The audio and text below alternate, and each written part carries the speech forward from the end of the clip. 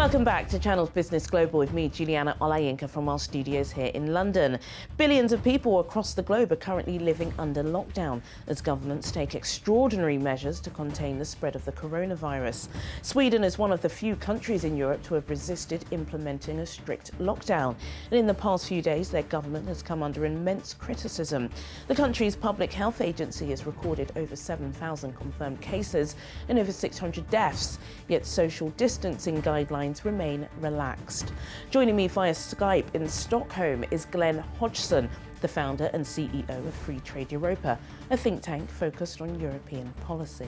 Glenn, we typically speak on Skype, so unlike some of my other contributors, this doesn't feel strange. But what's going on, Glenn? The death toll is rising, yet your designated Prime Minister is unchanged. What's going on?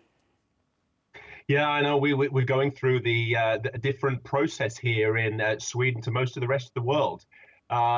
We, of course, seeing the impacts. Of course, Sweden has got a very different view to this, keeping the sick and elderly people isolated.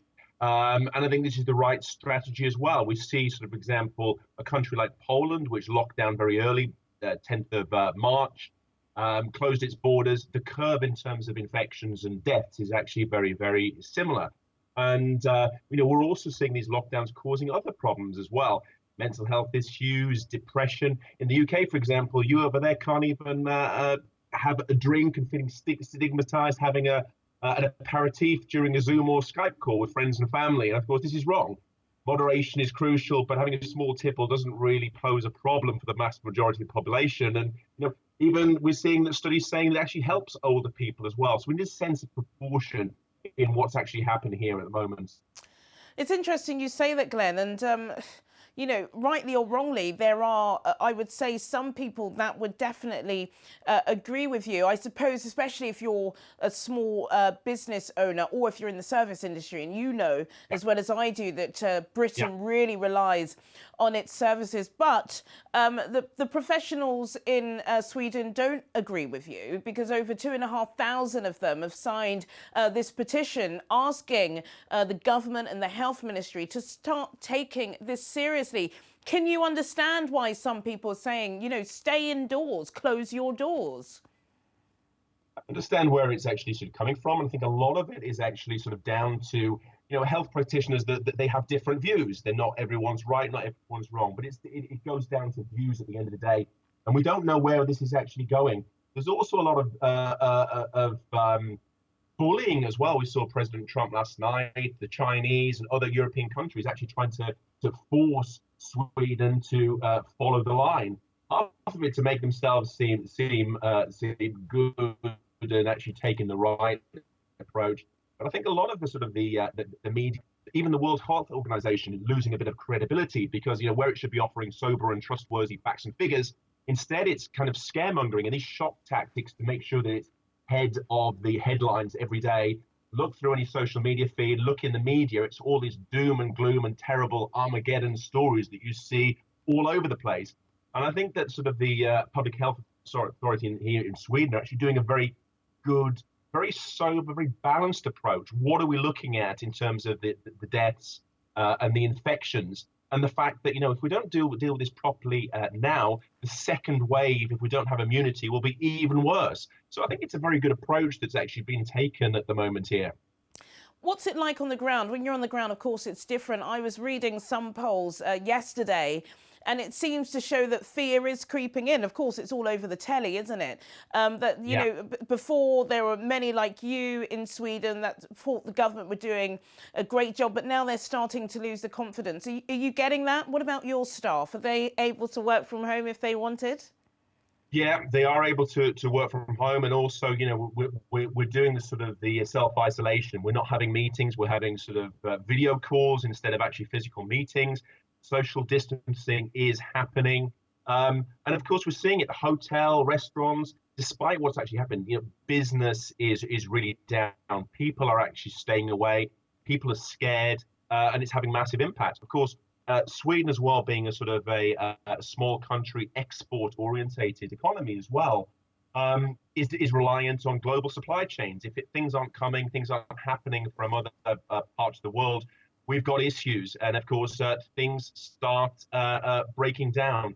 Blockages occur, and business does not happen as normal. You know, like a lot of businesses, we're feeling the effects of this, and it's large companies, but also small and medium-sized enterprises, well, really feeling the effects at the moment of the global panic and the global chaos. And I think that, you know, honestly, the economic effects of this virus will be felt and be more serious, more widespread than the actual virus itself. Lastly, and very quickly, we're running out of time, Glenn, but do you think there will be changes over the weekend? You know, you said it yourself, even the leader of the free world, Donald Trump, has, you know, set his sights on Sweden. Do you think you'll be backed into a corner? I think there's a risk of that. I mean, the government has new powers to be able to take more extreme measures. But honestly, I think we won't see the lockdown that we've been seeing in other parts of Europe and other parts of the world.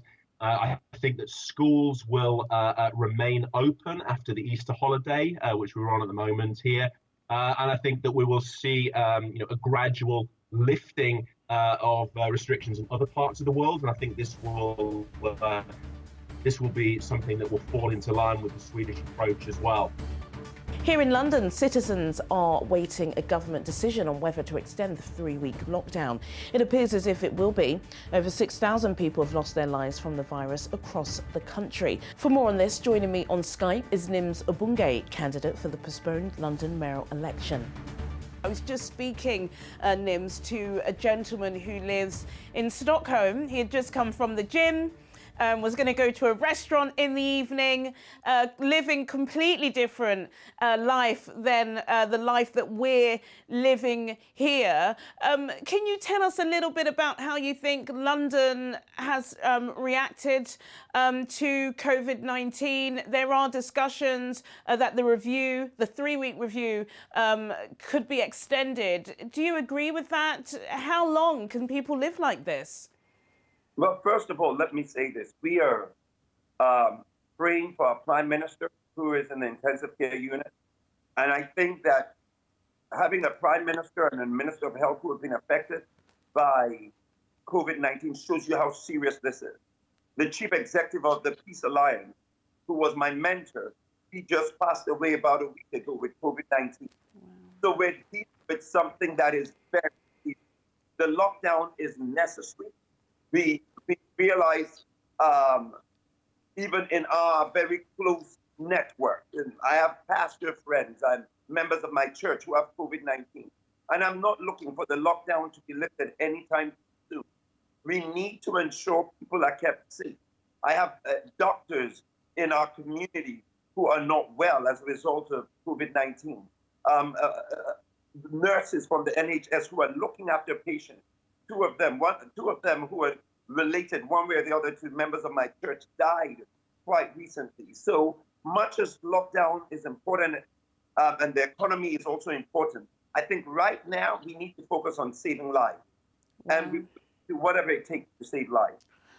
Really powerful. And yes, I think it's true. I think all of us now, especially those of us living in quite densely populated London, know of somebody who knows somebody who's been affected by this. I can't let you go, Nims, without asking your opinion on quite a controversial topic that's not really receiving much mainstream press. And this is NHS workers of colour, particularly those from the black community, who just feel as if, you know, they're not getting the recognition they deserve.